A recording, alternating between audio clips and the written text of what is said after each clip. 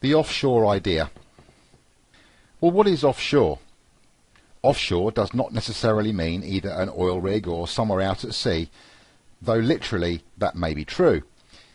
When people talk about offshore, it often means a different jurisdiction from where they are, for example, outside of your own country.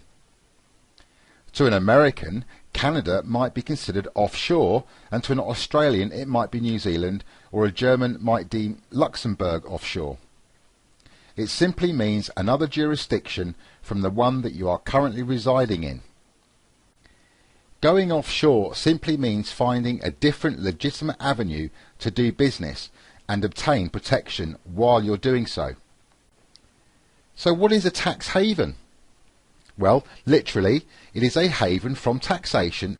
Tax havens are those places in the world which charge little or no tax of the citizens and are often used by others to locate their businesses. Citizens or companies established in such havens thus pay little or no tax.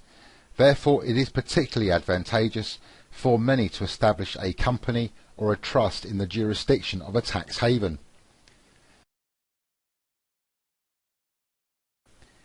There are other tax havens in the Caribbean, such as the British Virgin Islands, Bermuda, the Turks, the Caicos Islands, the Cayman Islands, and Belize, Aruba, and others.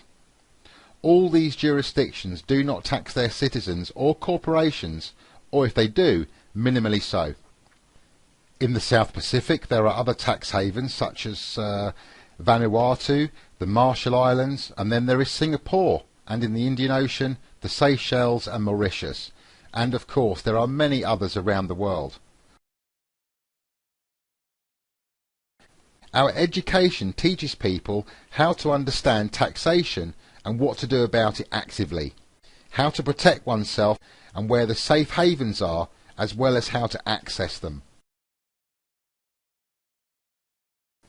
Freedom will always ultimately prevail even in the marketplace.